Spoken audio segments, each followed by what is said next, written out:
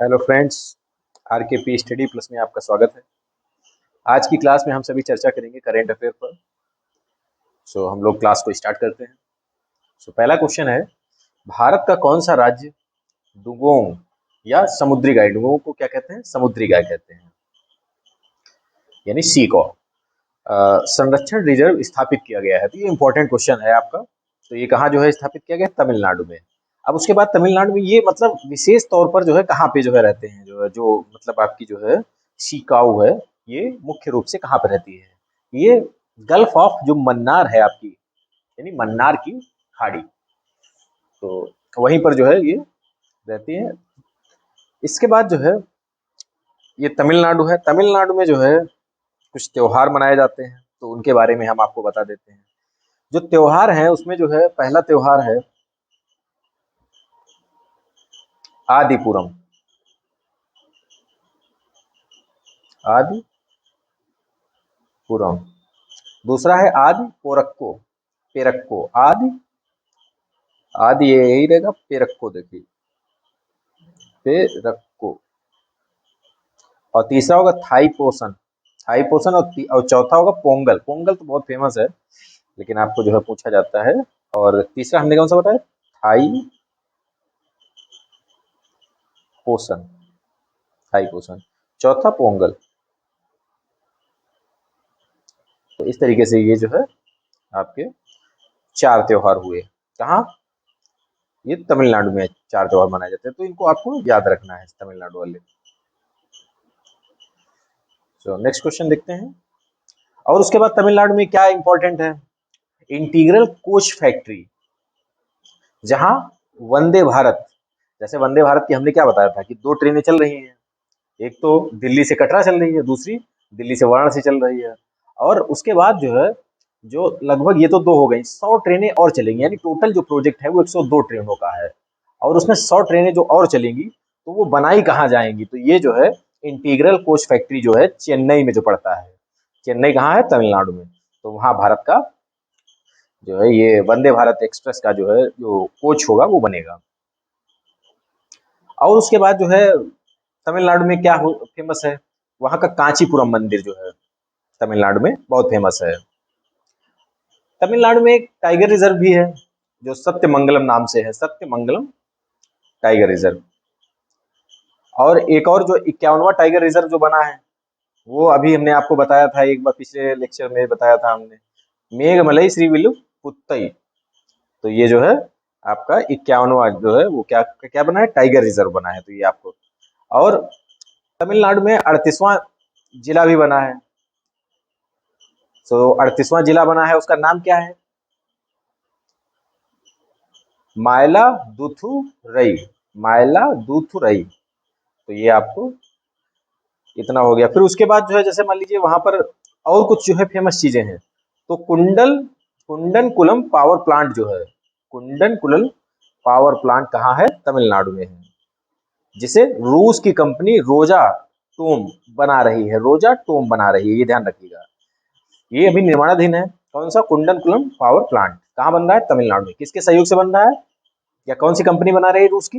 तो जैसे सहयोग से पूछे तो डायरेक्ट रूस बताना है जब देश की बात आए, और रूस की जो अगर कोई कंपनी पूछे कि कौन बना रही है, तो रोजाटोम है। ठीक है, तो ये आपका हो गया तमिलनाडु के बारे में। फिर नेक्स्ट क्वेश्चन देखते हैं। और उसके बाद इसमें एक और है, एशिया महाद्वीप का सबसे बड़ा मवेशी पार्क। तो ये आपका देख लीजिएगा, ये कहाँ बना है? तमिलनाडु में ही बना है। तो ये इंपॉर्टेंट है, एशिया महाद्वीप का सबसे बड़ा मवेशी पार्क। तो ये आपको याद रखना होगा। और उसके बाद नवेली थर्मल पावर प्लांट, यह लिग्नाइट कोयला पर आधारित है। मतलब यह भी बहुत फेमस है वहाँ का जो है तमिलनाडु का। इसमें नवेली थर्मल पावर प्लांट है जो, इसमें यह किससे फेमस है? क्योंकि यहाँ पर लिग्नाइट कोयला पर आधारित है, यह जो प्लांट जो है लिग्नाइट कोयले पर आधारित है। नेक्स्ट क्वेश्चन देखते हैं हम लोग। Know your right and claim them, a guide for youth, पुस्तक किसने लिखी? तो यह पुस्तक जो है एंजेलिना जोली है। ये एंजेलिना जोली जो है ये एक्ट्रेस हैं। तो ये जो है आपको पता होगा। ठीक है, तो फिर उसके बाद नेक्स्ट क्वेश्चन देखते हैं। कोयला संसाधनों के बेहतर मूल्यांकन के लिए कोल इंडिया लिमिटेड ने कौन सा नया सॉफ्टवेयर शुरू किया है? तो कौन सा सॉफ्टवेयर शुरू किया है? Spectrum revamp. तो ये जो है, ये इसका काम क्या होगा? कोयला जमीन में कहाँ पर स्थित है, तो ये जो है पता करना इसका काम है, और उसके माध्यम से फिर उसके बाद निकाला जाएगा। इससे बहुत ही मतलब सहूलियत रहेगी एक प्रकार से कोयला पता करने के लिए। और आपके जो है जैसे ये तो हो गया, फिर उसके बाद कोयला मंत्री कौन है आपके? कोयला मंत्री जो है वो वर्तमान में प्रहलाद जोशी हैं। प्रहलाद जोशी, प्रहलाद जोशी कौन है? कोयला मंत्री हैं। कोल इंडिया लिमिटेड जो है, कोल इंडिया लिमिटेड, इस टाइम चेयरमैन कौन है? तो प्रमोद, बता चुके हैं एक बार, प्रमोद अग्रवाल। तो ये आपको याद रखना है। सो नेक्स्ट क्वेश्चन देखते हैं। इसमें लिखा केंद्रीय, इसमें एक एक्स्ट्रा ये हटा दीजिएगा। केंद्रीय स्वास्थ्य मंत्री मनसुख मंडाविया, मनसुख मंडाविया ने इटली द्वारा आयोजित G20 स्वास्थ्य मंत्रियों की बैठक, G20 स्वास्थ्य मंत्रियों की बैठक 2021 में भाग लिया है। इसका विषय क्या था? People, planet and prosperity. तो ये आपको याद रखना है, इसकी थीम है या विषय वस्तु है। तो ये आपका, और उसके बाद जो है, जो ये आपका G20 2021 का कहाँ हुआ है? तो ये आपको पता हुआ इटली में पता है। फिर उसके बाद G20 का 2020 का जो होगा, 2020 का G20 जो है कहाँ होगा? इंडोनेशिया में। इंडोनेशिया, ये इंपॉर्टेंट है, आप लोग याद रखिएगा, इंडोनेशिया G20 इंडोनेशिया में। और 2022 का है। ओके फ्रेंड, 2022 का इंडोनेशिया और 2023 का भारत में आयोजित है। ये भारत में आयोजित होगा, ये इंपॉर्टेंट है 2023 वाला। तो ये आपको G20 शिखर सम्मेलन जो अगले होंगे, यानी 2021 का तो हो गया है, वो इटली में हुआ है। फिर नेक्स्ट जो है वो 2022 का इंडोनेशिया में होना है, और 2023 का जो है आपका होगा वो भारत में होगा।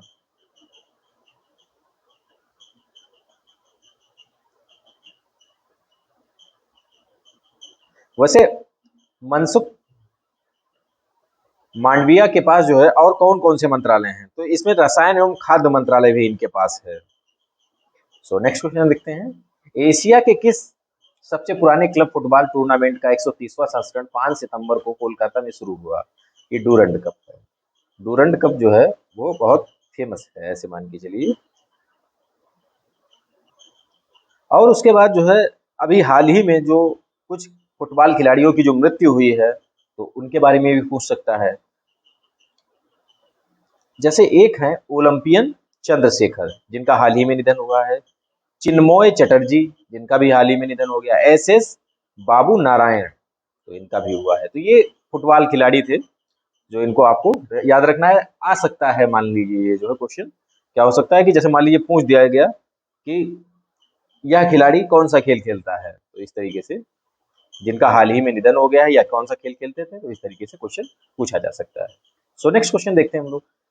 LIC ने किस बैंक के 3.9% शेयर खरीदे हैं? LIC ने किसके खरीदे हैं? बैंक ऑफ इंडिया के।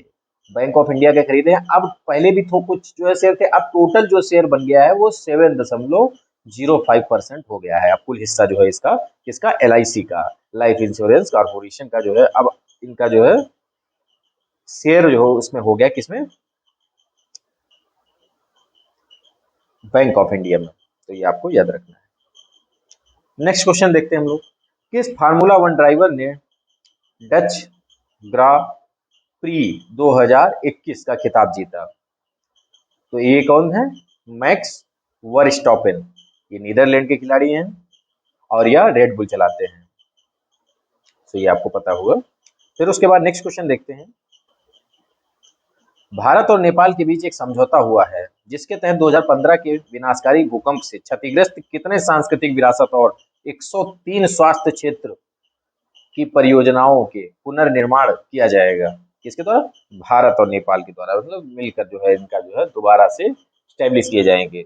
इसमें भारत सहयोग देगा। सो इसमें कह रहा है क्षतिग्रस्त कितने सांस्कृतिक विरासत, और ये तो इन्हें स्वास्थ्य क्षेत्र दे ही दिया 103, तो 14 जो है ये आपका हुआ। और उसके बाद जैसे नेपाल की बात करें तो नेपाल में जो है सार्क का मुख्यालय है। सार्क का मुख्यालय कहाँ है? काठमांडू में है। काठमांडू कहाँ पड़ता है? नेपाल में, नेपाल की राजधानी। इसमें वही लगभग 420 करोड़ करीब खर्च आएगा इसमें जो है, मान के चलिए इस पर, इसके तहत जो है। और उसके बाद जो है एक एक और क्वेश्चन हमने आपको बताया था, एक बार रिपीट कर देते हैं उसको, कि नेपाल के साथ भारत कौन सी जल विद्युत परियोजना बना रहा है? नेपाल में, मतलब नेपाल में कौन सी जो है जल विद्युत भारत परियोजना बना रहा है, ये आपको याद रखना होगा। ये अरुण नाम की जो है एक अरुण जल विद्युत परियोजना जो नेपाल में बना रहा है भारत, तो ये आपको याद रखना होगा। नेक्स्ट क्वेश्चन देखते हैं। Automotive component manufacturers association of India ने किसे अपना अध्यक्ष नियुक्त किया है? इसमें ये देखिए संजय जे कपूर, इनको जो है अध्यक्ष नियुक्त किया गया है। नेक्स्ट क्वेश्चन देखते हैं। वतन प्रेम योजना, इंपॉर्टेंट क्वेश्चन है। वतन प्रेम योजना कहाँ की योजना है? यह गुजरात की वतन प्रेम योजना है। इसका पहले जो नाम था वो मदर ए वतन का नाम था, मदर ए वतन इसका नाम था, और इसका बदल के इसका नाम वतन प्रेम योजना रख दिया गया। या कोई नई योजना नहीं, या पुरानी ही योजना है, लेकिन इसको नाम बदल दिया गया है।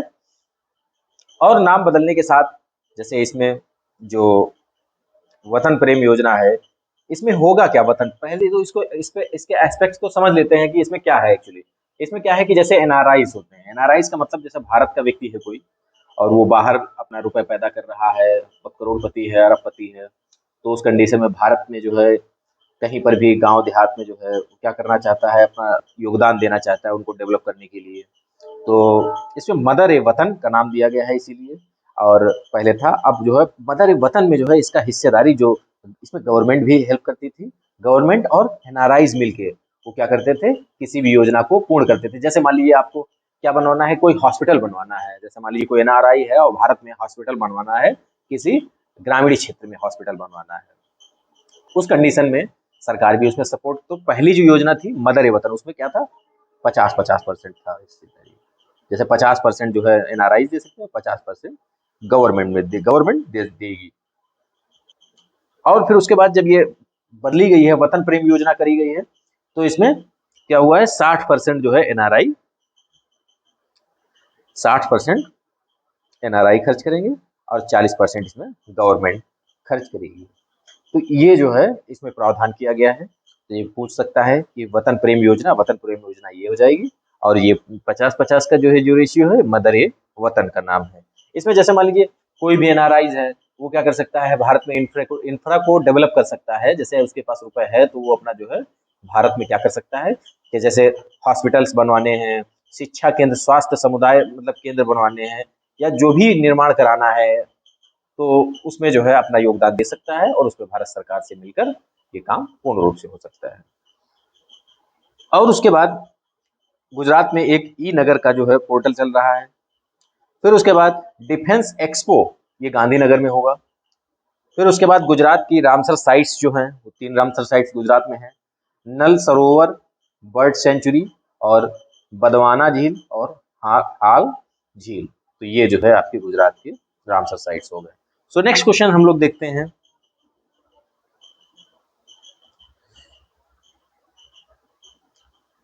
नियोक्ता द्वारा प्रायोजित किए बिना विदेशियों को देश में काम करने की अनुमति देने के लिए किस देश द्वारा एक नया ग्रीन वीजा शुरू किया गया है? तो ये यूएई के द्वारा दिया गया है। अब यह क्यों इन्होंने स्टार्ट किया है? क्योंकि ये क्या करना चाहता है, यूएई क्या करना है, यानी संयुक्त अरब अमीरात। देखिए यह जो है जो विकसित हुआ है, जिस आधार पर इसने अपने को डेवलप किया है, उसका आधार बेस पेट्रोल डीजल है, कच्चा तेल। लेकिन अब यह क्या कर रहा है, उस पर अपनी निर्भरता को जो है खत्म करना चाहता है। मतलब जैसे उस पर निर्भरता को खत्म तो नहीं कर पाएगा, लेकिन कम कर पाएगा। तो इस जैसे मान लीजिए किसी कारणवश इसका तेल बंद हो गया तो उस कंडीशन में वहां पर कहानी गड़बड़ा सकती है। इसलिए वहां पर क्या किया जा रहा है कि ग्रीन वीजा शुरू किया है उसने, ताकि भारत किसी भी देश के प्रतिभाशाली व्यक्ति या कंपनियां वहां पर अपना इन्वेस्टमेंट कर सकें। तो इसलिए यह उसका कदम उठाया गया है। तो ये आपको देखो हुआ, ठीक है। और वैसे अगर देखा जाए भारत के कितने लोग, वैसे सबसे ज्यादा भारत के ही लोग विदेशों में हुए हैं, जिसमें 20 लाख लोग करीब यूएई में भारत के काम करते हैं। मतलब 20 लाख लोग लगभग भारत में काम कर रहे हैं वहां पर। तो ऐसे मान के चलिए बहुत बड़ा जो है एक। सो नेक्स्ट क्वेश्चन देखते हैं हम लोग। राष्ट्रीय ई गवर्नेंस डिवीजन ने साइबर लैब स्थापित करने के लिए किन 2 स्थानों के साथ समझौता किया है? तो ये इसमें राष्ट्रीय विधि विश्वविद्यालय, ये दिल्ली में पड़ता है, और राष्ट्रीय विधि संस्थान विश्वविद्यालय। तो ये डायरेक्ट भी क्वेश्चन पूछे जा सकते हैं, राष्ट्रीय विधि विश्वविद्यालय कहाँ है। या एक और क्वेश्चन पूछा जा सकता है कि राष्ट्रीय विधि संस्थान विश्वविद्यालय से ज्यादा अंतर नहीं है, वह संस्थान जुड़ गया है, तो ये भोपाल में हो जाएगा, ये दिल्ली में हो जाएगा। तो इससे पूछा भी जा सकता है बाई चांस। तो ये हो गया। अब नेक्स्ट क्वेश्चन देखते हैं, किस राज्य सरकार ने राज्य में ऑनलाइन जुआ और सट्टेबाजी पर प्रतिबंध लगा दिया है? जैसे मान लीजिए आप क्या करते हैं कि जैसे अब ऑनलाइन जो है जुआ बहुत ज्यादा प्रचलन में वर्तमान में चल रहा है, कि जैसे 3 पत्ती वाला गेम लीजिए, या मतलब जो है कई घोड़ा रेस होता है, अब उसमें बहुत से गेम है, एक गेम नहीं है। तो उन पर जो है किस राज्य ने पूर्ण रूप से प्रतिबंध लगा दिया है? तो वह है कर्नाटक सरकार। कर्नाटक सरकार के द्वारा यह कदम, वैसे कदम यह बहुत अच्छा है कदम। हालांकि इससे जो है इकोनॉमिक रूप से जो है सरकार को कुछ हद तक जो है कह सकते हैं कि कुछ दबाव, मतलब इससे प्रॉफिट होता है सरकार को, लेकिन यह प्रॉफिट अच्छा प्रॉफिट नहीं है, क्योंकि इससे युवाओं का जो है जो राह है, मतलब जो स्टडी की, वो बहुत कठिन हो रही है। भारत में प्रतिभा दब रही है, ऐसे मान के चलिए। अगर ज्यादा जो है ये सब चीजें हावी रहेगी तो जो हमारा टैलेंट है वो निखर के नहीं आ पाएगा। तो इससे घाटा ही है, फायदा तो नहीं है, ऐसे मान के चलिए। इसमें अगर सरकार भी क्षणिक सोच सकती है कि हमको इनसे जो है टैक्सेशन मिलता है या जो भी मिलता है वो क्षणिक रूप से है, तो ये जो है एक बहुत अच्छा कदम है कर्नाटक राज्य के द्वारा। सो नेक्स्ट क्वेश्चन देखते हैं। हाल ही में आईटीबीपी की पहली बटालियन की एक टीम ने माउंट बलबला चोटी पर सफलतापूर्वक चढ़ाई की है। यह उत्तराखंड में है। देखिए बहुत इंपॉर्टेंट क्वेश्चन है, आपसे डायरेक्ट पूछा जा सकता है कि माउंट बलबला की चोटी, क्योंकि यार चर्चा में रही है, तो इसलिए पूछा जा सकता है कि माउंट बलबला की चोटी कहाँ अवस्थित है, या उत्तराखंड में अवस्थित है। तो ये आपको पता होना चाहिए। फिर देखते हैं कुछ और ऐसे इंपॉर्टेंट क्वेश्चन देख लेते हैं, कि जैसे एशियाई ओलंपिक परिषद, इसका हेडक्वार्टर जो है वो कुवैत सिटी में है। यह स्थापित हुई थी 1982 में, 16 नवंबर 1982 में ये स्टैब्लिश हुई थी। इसके कार्यकारी अध्यक्ष जो है वो राजा रणधीर सिंह है, रणधीर सिंह, और यह 45वीं कमेटी है। सो इसमें नेक्स्ट क्वेश्चन देखते हैं। वैश्विक ऊर्जा संक्रमण सूचकांक 2021 का जारी हुआ है। स्वीडन जो है इसमें प्रथम स्थान पर है, नॉर्वे द्वितीय स्थान पर है, और यूरोप तृतीय स्थान पर रहा है। फिर उसमें जो है जैसे चीन को 68वां स्थान प्राप्त हुआ है, भारत को 87वां स्थान प्राप्त हुआ है, वो भी 115 देशों में। सब टोटल इसमें 115 देश सम्मिलित थे इस सूचकांक में। तो ये आपका जो है याद रखना है आपको। फिर स्वच्छ भारत अवार्ड्स जो है, स्वच्छ भारत जो अवार्ड है यह जल शक्ति मंत्रालय के द्वारा दिया जाता है। ओके फ्रेंड्स, और इसमें जो है, और इसके बारे में जो भी जो है हमने आपको बता दिया है स्वच्छ भारत अवार्ड्स। अब इसमें आप लोगों को 2020 और 21 का अवार्ड किसको मिला है, किस राज्य को मिला है, कर्नाटक को मिला है या गुजरात को मिला है, इसमें हम क्लू दे रहे हैं आपको।